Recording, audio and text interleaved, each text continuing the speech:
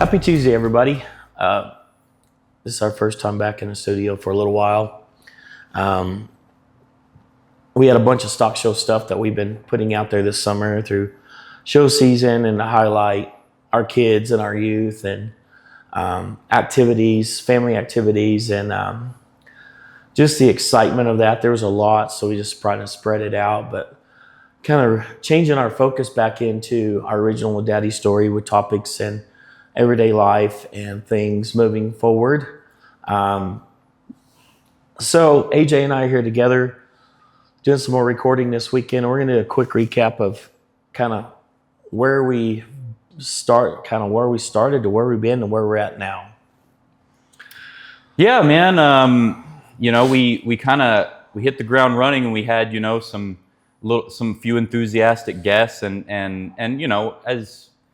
I understand it. It's hard to get people to come and sit down and open up. It's a little scary, So we were real lucky that I came over and shot all that stuff for the stock show and it's been great stuff, and it's been family stuff, very parenthood oriented. So it's been great stuff to have. I mean, I was so just I didn't really know what to expect. I'd been to some stuff at the fair and things like that, and did a little bit of that kind of stuff working for a newspaper. But I'd never just been at one all week and been right up in it in the arena and kind of learning more. I mean, it was so cool to meet guys like Matt Popelka, super cool guy. Of course, Mr. John Chisholm from Kentucky, big, rancher and big time judge. Just a lot of the board members and all the people involved with the Mini Hereford Breeders Association that you work with. Heather and Aaron and Heather's husband, can't think of his name right, Dan, yeah. All those guys, and some of the other people that came to speak.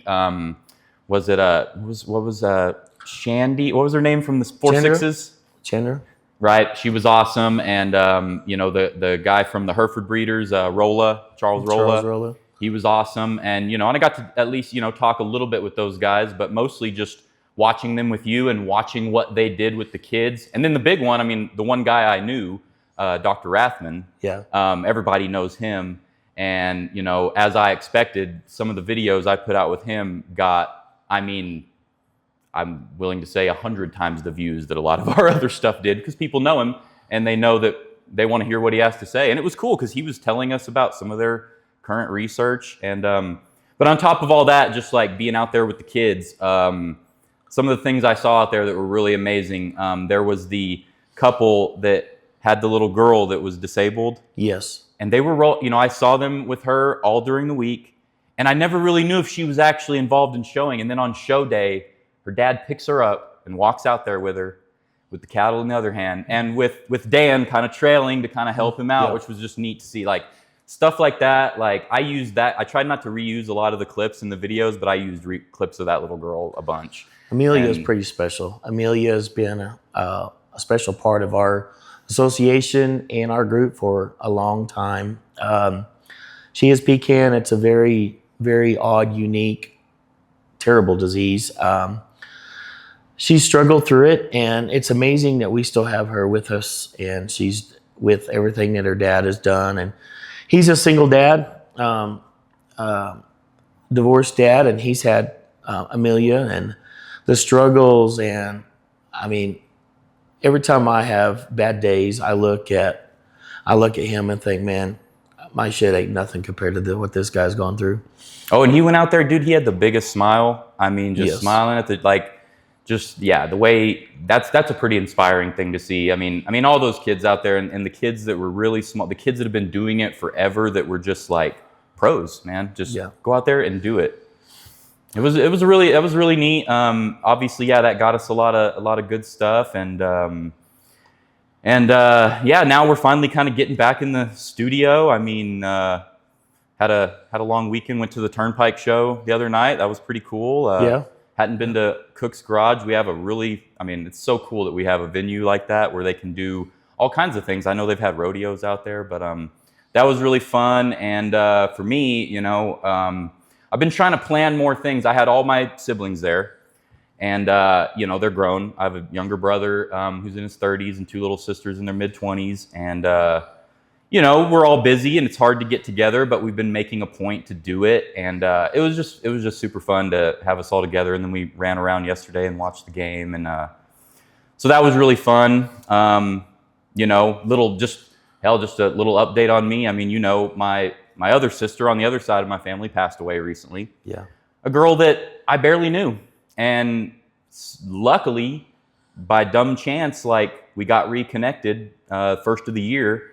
And so for about 8 months, we were like talking a lot, and we got to actually see each other physically, which hadn't happened since, she can't remember it, but she was a little tiny girl.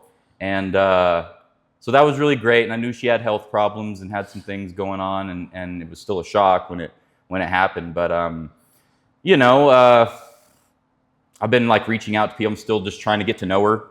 And it shouldn't take something like that, and it doesn't. I mean, I see my siblings, but you really realize how important it is, how important your people are. And same thing last night. I went and met up. I have a really good friend here that I've known since high school, and man, having people like that in your life, whether they're family or your friends, is what it's all about. And so, you know, super fun weekend so far. I know I drank a tiny bit too much beer 2 nights in a row, and despite that, I feel pretty good today. I'm kind of proud of myself. I'm not feeling too bad. So, yeah. I don't drink, so it's kind of, I've gotten past that years ago. And it's nice to wake up the next day and feel fine and not be bloated like a big water buffalo. I drink beer when I'm like, I still like to drink it when I'm out in a thing. And so go to a concert, have a few, and then I go out with a friend. Yeah, it was just, but I'm like, oh, I did pretty good. Cause yeah, most times I'd want to still be asleep right now. So yeah, feeling pretty good. Time is short. All we have is right now. And if you don't make time, just like, you know, your sister, you found it, you didn't really know much about her or have much time with her. And in the recent passing, and, you know, even our close family that we're around, and you've got to make time to the things that matter most in your life. And we get caught up with everyday life, everyday rut, work and careers, and just the rut and the little things that matter most. And like this weekend with, you know, with Richard and your sisters and stuff, that was pretty awesome to y'all get together. I know I don't do much of that with my brothers, and we need to do more. Seems like the only time we ever get together is when my dad was sick or my dad passed, and then we'll all get together at my mom's randomly, just out of the blue, to run over and help her out. But you got to make time, just like with kids, and you got to make time with your kids, all those little things, and it's what matters most. When I was younger, I worked a lot and I was really driven, and I still work a lot, but I tried to change my approach with life to spend time with what matters most. That's why I spent so much time with my kids, my older kids, when I got them full time. And then when Journey came along, I really learned a lot from the older kids to try to navigate, and I slowed down to work less and work further away jobs, and to be where I could be home with her all the time, you know, when she was here with me, and to be involved. And those are the things that matter, because every day, all day long, paychecks and bills, those things come and go, and we find ourselves strapped to life with the rut. And the most important things out there is what matters most to us, and that's, you know, our family and siblings and our kids. And yeah, the rut goes on forever, and all those other things are finite.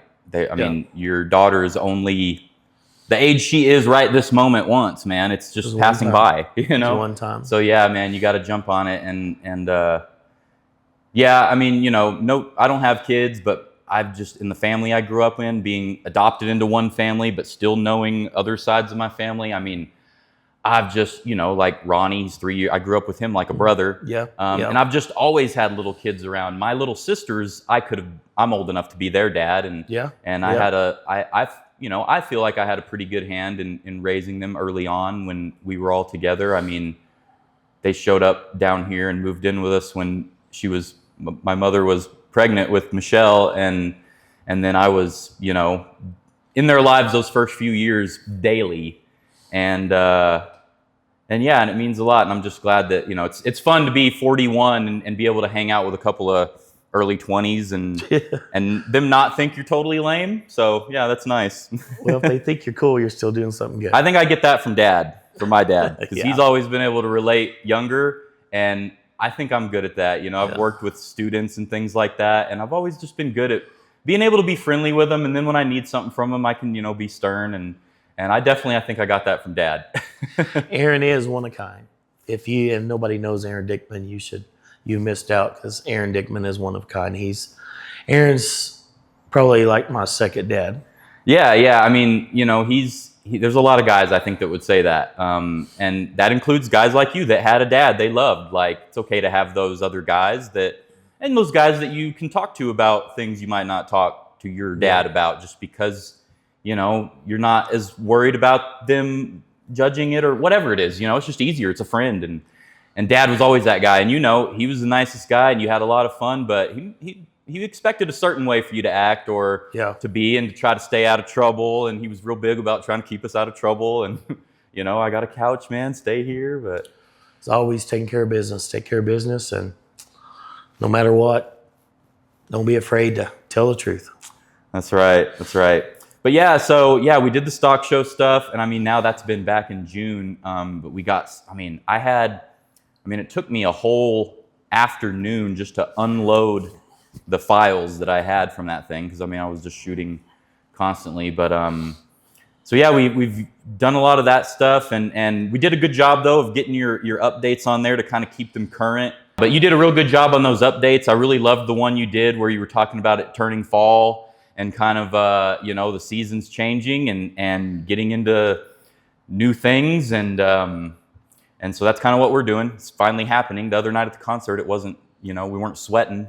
So I think we're finally getting there. It was nice, good weather this weekend in Lubbock, Texas. Yeah, so it was pretty good. Nice and cool and not too hot. A little humid, but no rain this weekend. So far as over us, so it worked out pretty good. Yep. Speaking of new seasons, we're in a new season. Fall's here, of course. We also got a change in our world, our culture. We had a real shock this week.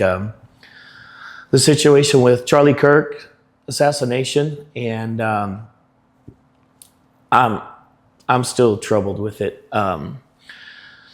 Last week I was at Tri-State in Amarillo putting on the mini show, and Katie walks up to me, and when I first got there, sorting things out, and I was walking over to the office, and she walks up. She says, "Billy, are you okay?" And I'm like, "I'm fine." She goes, "No, you're not okay."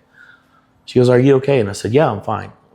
We've got a lot of stuff going on here, and Shauna's got some health issues, and we're having some problems, and it's not looking too good right now, trying to get her lined out. So we've got a lot of we got a crazy season here at my place, in my world. And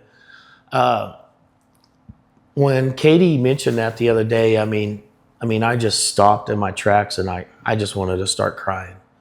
It don't matter how strong you are, carrying a big load, you still get to a breaking point. And I just looked at her, and I was blank, and I was trying to think about, I was going to ask her because I was looking for her. And when she said that, I just wanted to melt. It was tough. It was the first show that I've been to without my daughter. My daughter, Journey, was not available or to participate for Tri-State. So we went on with the show, and had to take care of the other kids and the other families and other exhibitors, and the show still goes on. And last weekend was a real hard combination of everything, with issues with Shauna's health and the worry with that, and the realization that, activities with my kid are probably over with for the time being, that we've been doing for a long time. Just the stresses of work and business, and just the reality of where we are in a society that just because somebody disagrees with you, you can go kill them. And this is not right. And regardless on which side of the political aisle we're on, it's still not right. And it's just scary that we have a world that's as ugly and hate-filled as it is. I mean, I'm afraid to send my kid to college, even at Texas Tech now. I mean, I remember when Charlie Kirk come here a few years back, I think it was 16, 17, whenever it was. And I remember seeing him at Cook's. Went to the Turning Point booth there they had set up at Tech. There's a lot of people at Trinity, our church, and big supporter of Turning Point. And I was really impressed with Charlie Kirk. And people may not like what he says because they're uncomfortable about what he says. But what he says, he backs it up, and he backs up the truth, and he backs it up biblically. And whether you believe or not believe, it's still factual. But he gives you the opportunity to debate.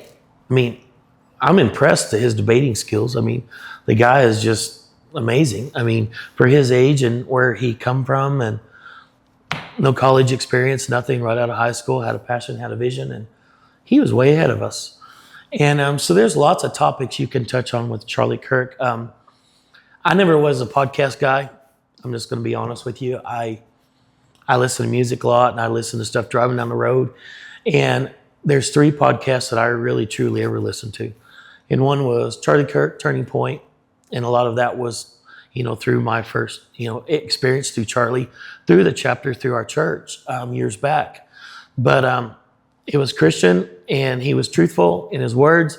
And I was admired at his debate skills and his faith.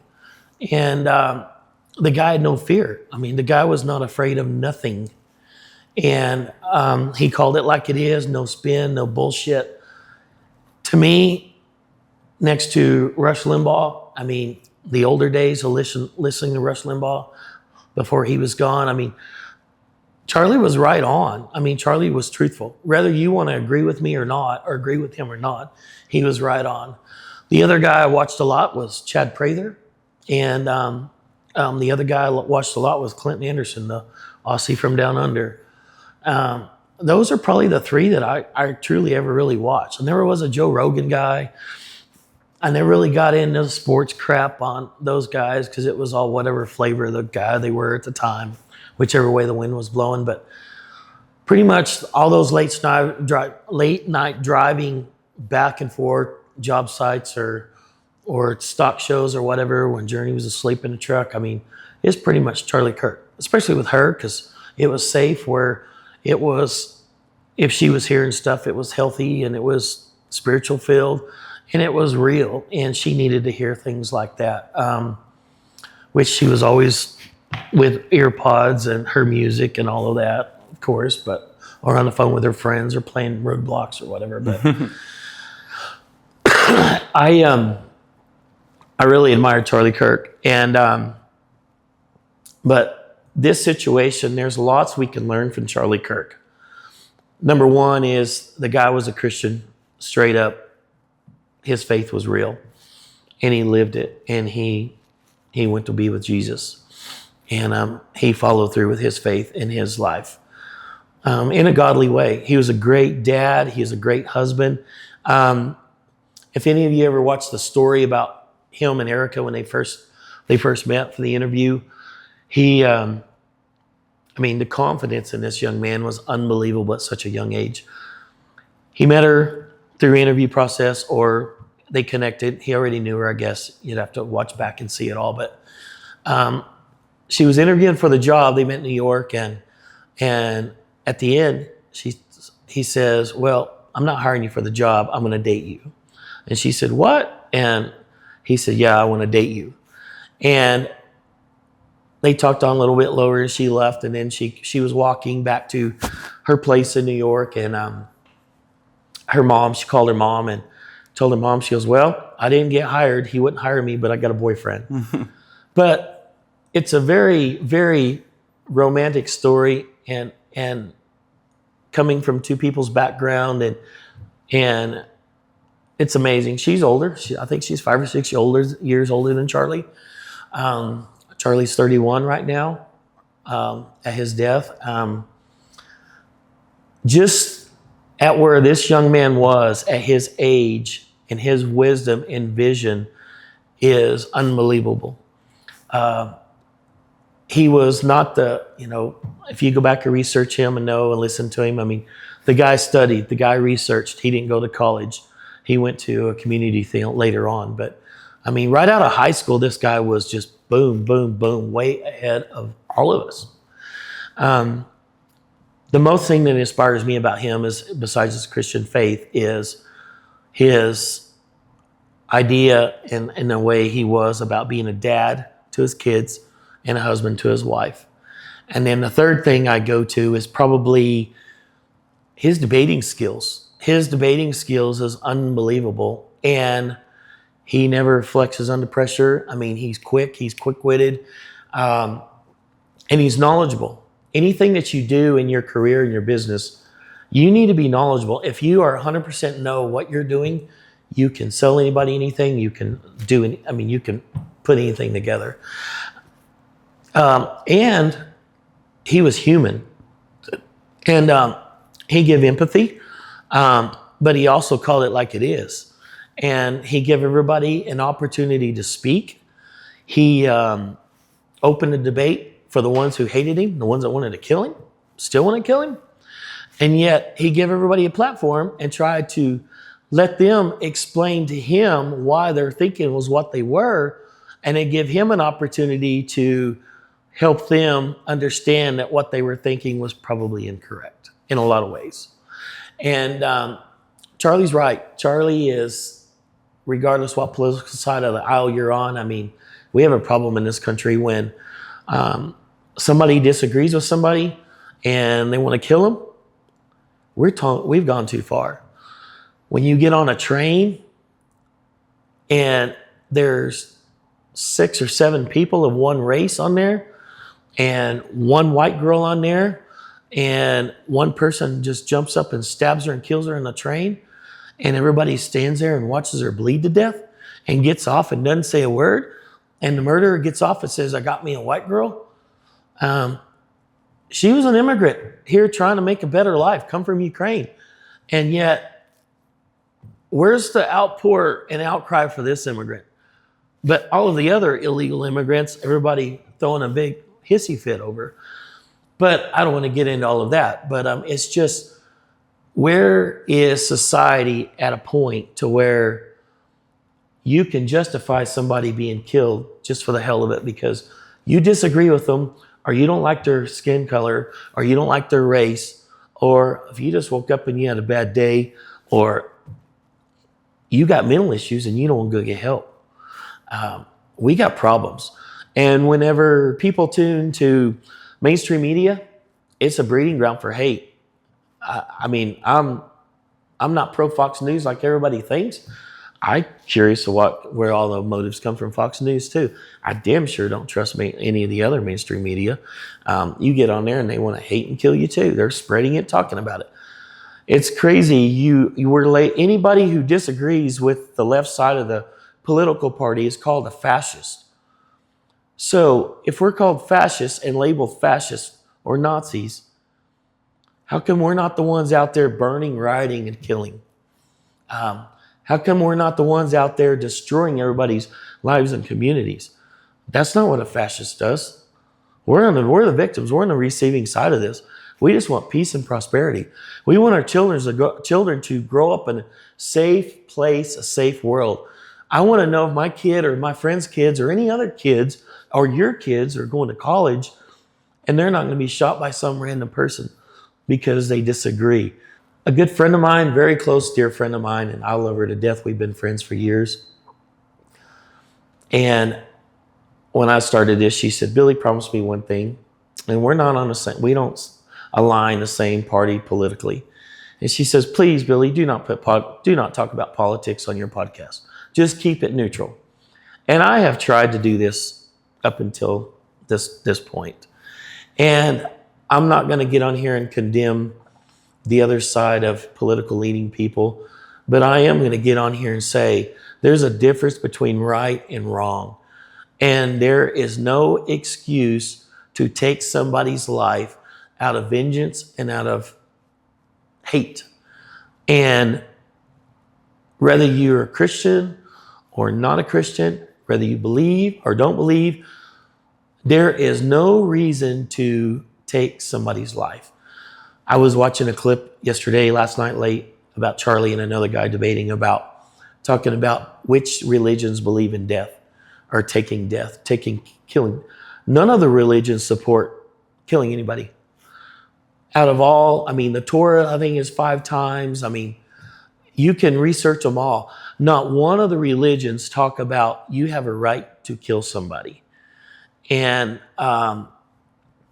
then it goes into eye for an eye and this and that and murder. But what the man did to Charlie and what happens, we've seen in the news in the last week for sure, when you murder somebody, you murder somebody. And that's out of cold blood. And as God says, an eye for an eye. There's accountability. There's justice. And I'm not going to get in here and quote it word for word because I don't want anybody to say this guy don't know what he's talking about. But you can get in there and research it and read it just like I did. And there is no place in society for the level of hate that we have in this country and this world right now. And I remember back when I was a teenager, at your dad, mom's house there, Aaron and Kathy talking about crap back then in the 80s and 90s. And I never dreamed we'd be where we're at today. Back then we all got in fights and fist fights with our people that we didn't run around with, I guess, our cliques and at schools and this and that. But you rarely heard of a shooting back then at school. There might have been a big fight. We all had guns. We had guns in our headache racks in the back of our trucks. Never took our guns out at school. Never had no issues to take a gun inside of school. We used them for hunting and sports and target practicing, and that's what we did. Knives, we all carried knives. We never took a knife out in vengeance. And today, God almighty, we got metal detectors and we got school cops that's protecting children. I remember my senior year in high school, we had a fight at Goddard High School in Roswell, a big fight. And it was huge. They had, it was like, back then it was, I don't know, the Hispanics and lowriders and all of that crap, stereotype crap. And the rest of us was all the white kids or the cowboys or the jocks or whatever. And it was over just bullshit. And yet it would be a big blow up, and the security officers, the security cops we had back then, and then they'd have local police department show up, and all it was just mouthing. It was just mouthing and rumors. But from then, back in my day, graduating in 1989 to now, good God almighty. I never dreamed, and that's just from where we grew up, in Roswell.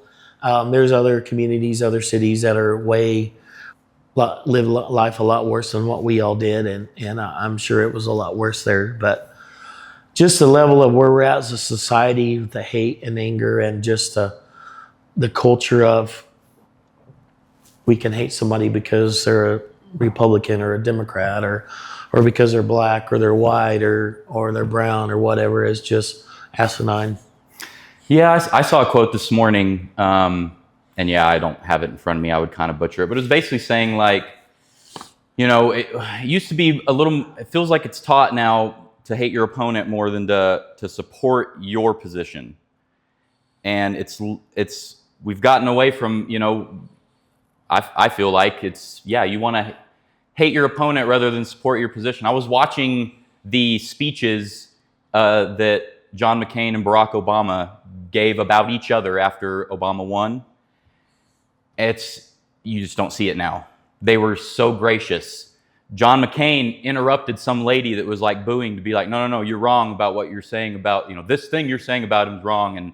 And just the civility that there was, we don't have. And yeah, it's crazy. You talk about being scared to send your kid to school, scared to kind of go anywhere. The politician in Minnesota and her husband were murdered at their home by a guy pretending to be a cop. Like, so where are you safe, right? You're if not someone safe is anywhere. that determined to get at you. Yes. And I got introduced to Clinton Anderson through you, and I've loved watching his stuff just because he's funny and he makes me want to start riding horses again. So that's fun. I don't know much about. I don't know Chad Prather at all.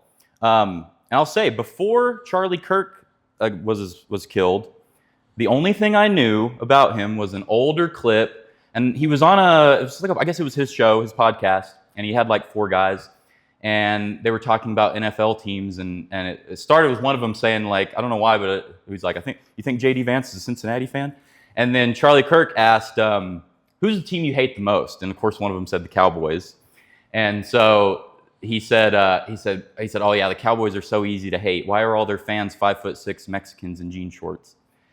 And so that's all I really knew about him. So I didn't like it. Kind of like DC fans. Yeah. So I've gotten into it. Obviously, there's news everywhere, and then I've went and tried to look at things and read things from both sides. And I'll be honest with you. I thought he was racist. I thought he was xenophobic. I thought he was misogynist. I think he's homophobic. I think a lot of the shit he said was hateful. I don't think that any of that means you deserve to get killed. But I can definitely see why a lot of people would not like the things he says. And now, that's what's real sad. So you say some stuff people don't like, they decide to kill you. And then on the heels of that, now the government is strong-arming censorship of media. That's not good either. The first thing to go is the comedians. When you can't make jokes anymore, we got a big problem. And like I said, I think we all need to get back to supporting our positions and not just hating our opponent so much. You can have opponents and disagree all the way around, be 180 degrees different, and not hate each other. I don't know if you know this about me. You probably know a little, because definitely the first time around, and I was still living here, I was pretty heavy on social media, and I was out doing it. But I've voted Libertarian the last 4 elections. Before that, I voted Democrat once. I voted Republican once. I haven't cared for either side since. I know people on both sides. I listen to people. I don't engage in politics a lot, talking about it. A lot of it is because it sometimes is tough to do it when you don't take a stand from just one side, but also because it's not fun to me, because it is just so divisive. I think both sides could look at themselves and change the way they go at things. I think that, having your faith and your religion is great. It brings people together. It fosters community. But that can also be divisive, because my book says I don't want you to do this. Well, it doesn't affect you. It doesn't affect you. Leave it alone. That's where I've always been at, is live and let live. I'm not interested. If I don't think the way you live your life is cool, I'm not going to tell you, because I don't give a shit. I really don't. Until it is affecting me, and it's not affecting me. The things that affect me, I'll be honest with you, are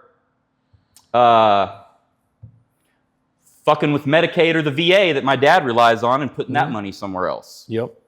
I don't like shit like that.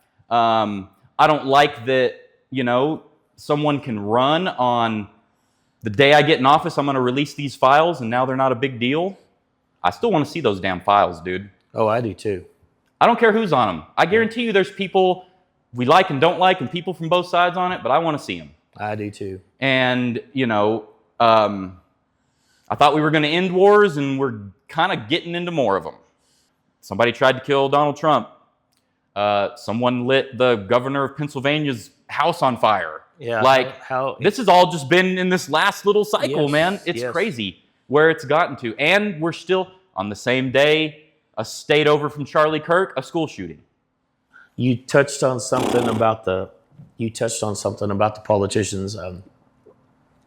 I was watching a clip yesterday, just news feed cycle, laying in bed last night, and it was a Democrat, Adam Schiff, mouthing.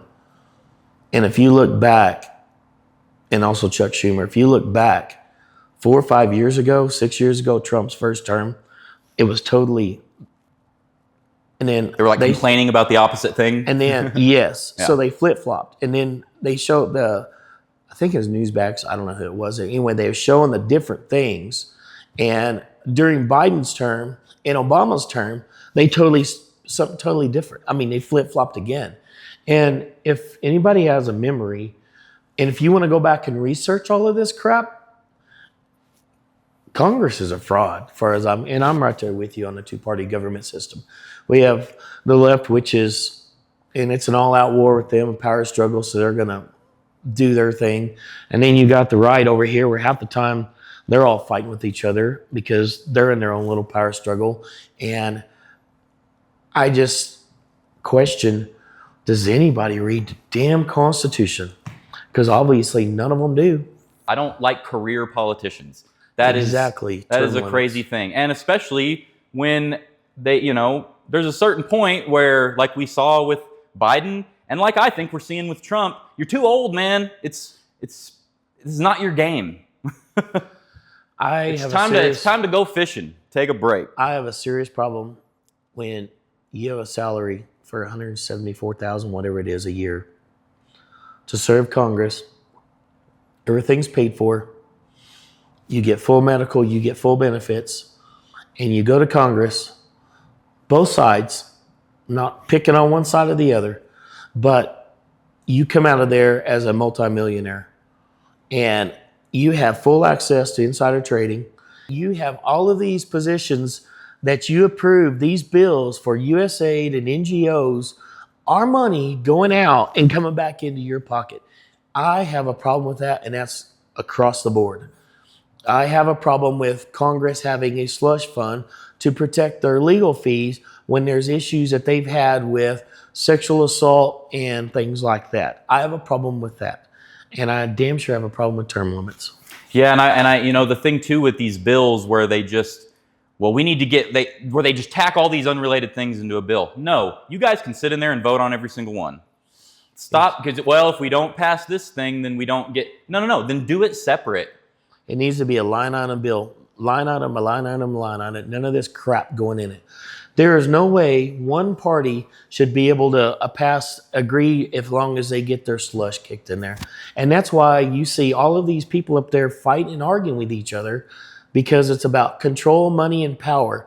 So with their position and their greed at becoming multimillionaires, they're preaching all of this hate and division and all this crap in the world to keep us all fighting amongst ourselves and wanting to kill each other so they could stay in power and they can become millionaires.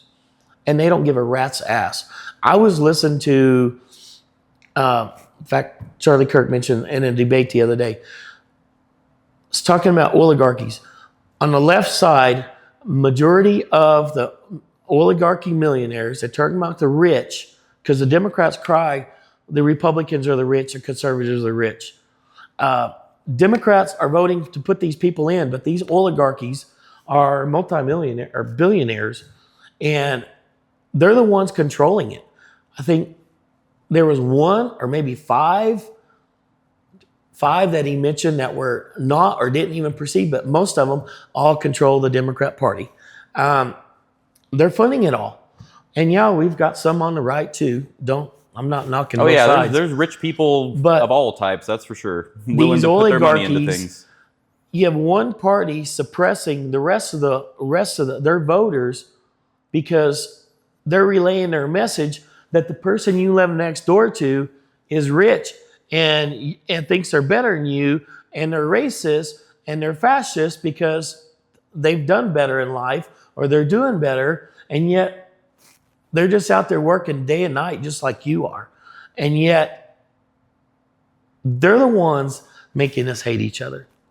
And we're falling for it. We could go on forever, right? Yes. But here's the thing, and here's like the big thing is that, and what I wanted, if we got into this, what I wanted to show is that two people that disagree can sit and talk about it and not have to get angry about it. And because once you do that, man, it's over. It's over. Yes. And the anger builds, and look what it's built to for all kinds of, and not just the ones going after politics, but I mean, a guy that goes to Vegas and just mows people down at a concert, someone who goes into a school and kills the easiest targets that they could find. I don't know how long we've been going, but maybe we should try to get on something a little more positive to end with. Hey, I got to just say, so we finally got a real opponent yesterday for Tech. We got to watch them go play a team that most people were picking to beat us. And it was at their place. They're ranked a spot higher than us. It made sense. Everyone was saying, well, they're very physical. They're bullies that, they could push people around. And we went in there and dogged them and took them down and played a pretty sloppy game. And I didn't get to watch the whole thing. We had like 14 penalties. They had 2. Some of that's probably home cooking. They got a couple holding calls. They probably could have got a few more. But just looking at that number and then the score, how we beat them, it's like even playing that sloppy, we stomped them. And it was so fun. Their crowd was I will give them credit. They have a great crowd. They were good. They were very loud on their first defensive possession. And we broke off a big play and they were dead silent. And that was fun. And yeah, it's like we're in the Big 12 season, man. And for the first time since the late 2000s, we're like, dude, we could do something. And it's super fun because, as like Cowboys fans and things like that, long suffering. I don't know if you like the Rangers too, but we finally got a World Series with a former Tech player on the team, which was awesome.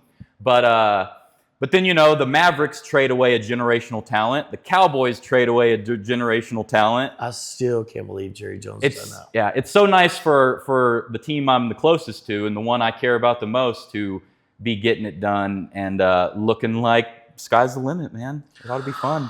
And you live here, so it's even more fun for you. Like I wish I lived here now.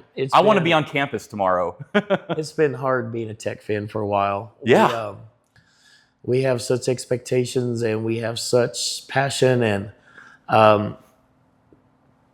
it's been a long drought. And I'm just going to say, Cody Campbell, thank you. Yeah. And I remember you mentioned this yesterday. I remember somebody posted a tweet or something that says you need to hire an offensive line. And it was kind of a nasty. He was almost like, "Hey, jerk, buy us an offensive line." Yeah. And he just immediately responded right to the guy on Twitter, "I will." And he did. I'm glad we have some support and insight running the top in our athletic department with the football mindset and a successful businessman mindset. I mean, for those that don't know anything about Cody Campbell, I mean, he was a pro football player, former Tech player, standout. He made a successful career after football, and he's tearing it up in the oil and gas and some other business endeavors. And he's a very smart, wise guy, and he's very passionate about Texas Tech. Oh, you know what it's so great to me is since this has opened up to spend this money, which, by the way, college football makes billions of dollars. These kids deserve a cut of that. They're on TV just like pros. That's what it's about. Millions of people watch. If millions of people came to watch you, put a house together or something, you should be earning more money because now you're entertainment. Yes. So, I'm glad that's happening. I do want them to get it under control so it's not so, but hey, I love that right now it's kind of the Wild West, and all of a sudden the big dogs like Texas A&M, who, by the way, UT and Texas A&M, for people that don't know, have access to a state fund and have for like 100 years. That only those schools and the schools in their system are allowed to get to. And it's a huge fund. And it's also been a reason, if you've been paying attention, UT and A&M have been swallowing up a lot of the smaller schools. Some of them don't have their name on them. It doesn't say A&M Corpus or UT Arlington. I'm pretty sure it's either one of those, like Sam Houston or one of them is part of one of those systems, but they just keep their name. Yes. And that's because they need that money. Yes. It's so funny to see the Aggies complaining about Tech shouldn't be allowed to buy really, because they wanted a few of these big-time transfers we got, and we got them. It's so fun watching their heads spin about that. And it's so nice to see. You know what that means? You think there aren't a ton of billionaires that went to A&M? They don't care about their school and their team like Raiders do. Yes. Like we have people, the Wombles, the Campbells, and Patrick Mahomes has put in millions. Yes. Like, and Patrick Mahomes, if he's not at our big games, which he's at all the biggest ones, Yep. women's sports, men's sports, whatever, he's tweeting about it. They're showing it. They promote. I mean, he got it all hooked up. They promote Texas Tech at Arrowhead Stadium. Yes. And just to have guys like that always come back. I mean, last week they had Michael Crabtree on one of the shows, and it's just those guys always talk about Tech, and they always promote it. And a lot of those guys were here at times when we weren't. I mean, Pat Mahomes was here running for his life, throwing for 700 yards and losing games. Yes. And he loves this place, and I love that. I always thought that we had something special as far as that in the community, and now it's just been proven, and it's out there for everyone to see, and a lot of people acknowledge it, and that's kind of nice to see finally, for us to get a little credit for the community we are and not be the tortilla tossers or the redheaded stepchild of Texas. Like, watch out. And you know what? This year, I hope we get a shot at Arch and the Longhorns. I would love that. And it could happen in a playoff. You always hear the perception of there's nothing in West Texas, there's nothing in West Texas, there's nothing in West Texas. Why in the hell would somebody want to go to West Texas? Why in the hell would somebody want to go to Lubbock, Texas? It's flat, there's nothing there. You need to come to Austin, you need to come to College Station, you need to come to Baylor, you need to come to Fort Worth, TCU. You know, there's nothing in Lubbock. Well, we may not have the pretty green scenery and hills. Like, we have a passionate culture here that lights up on game day and throughout the week, and we support our team. We do get down, but we still support our team. There's just something special and unique about Texas Tech being a Red Raider fan. And some of that, I think, is being out. It is that thing of we are out here in the middle of nowhere, and it is tougher to get kids to want to come play here that are from Houston and Dallas. Makes it easier when you can offer them a little more. Makes it easier when you can have world-class facilities now for them to practice in and get ready for the next level of their career. But yeah, it is special out here, and the proof is in the dirt, like they like to say, man. Yeah, we got that dirt out here, and you know what? It makes us tough. We don't have to, little dust blowing ain't gonna bother our eyes or our nose or our mouth. Like, we're ready for it. And I've been at that stadium when that dust storm blows through, and we're all cheering, and the visiting fans and the other team are covering up with towels and shit. So, like I said, it's fun sitting here and talking to you, and it's nice to get a fresh one out this week. Yeah, it's been kind of a little bit of a drought. We've been so busy and consumed, and pretty much AJ's been doing all the work and on the back end side, and feels good to have discussions and conversations. We're going to start getting into a little bit different direction going forward here, having some more topic sessions, and then we'll have some other interview sessions with people coming in too. So I'm going to try to start hitting it hard and heavy with some more fresh recording. Well, cool. And we just want to remind everybody to go, if you want to go to the website, which is kind of where everything comes together and has the links for everything, that is a-daddies-story.com. And then, of course, we are A Daddy's Story just all together on pretty much all your major social medias. We put clips up there. If you go search for the Mini Hereford Breeders Association, they have a YouTube page that I've been helping with, and a lot of these same videos are on there.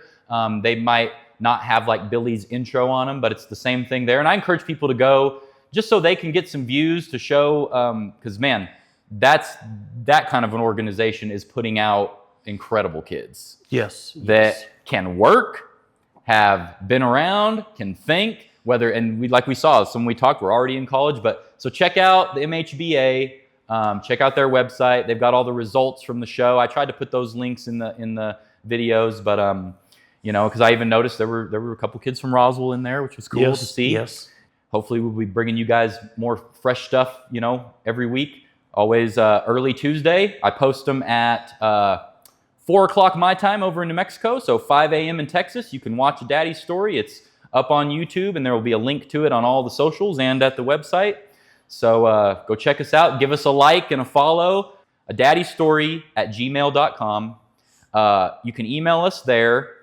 And if you maybe you're interested, maybe you have a great story, maybe you might want to meet us, maybe you think you'd vibe with us well and want to come sit down and talk, because we would like people with great stories. You know, we do try to put something out that's fairly family friendly, but we're also, it's the real world, and if you got a couple cuss words, we're not going to kill you, and we can bleep them if we have to. But got a crazy story, we'd love to hear it. So send us an email. Yes, come on. Let's have some fun. Around my shoulder, and I had a feeling that I belonged. I had a feeling I could be someone, be someone, be someone.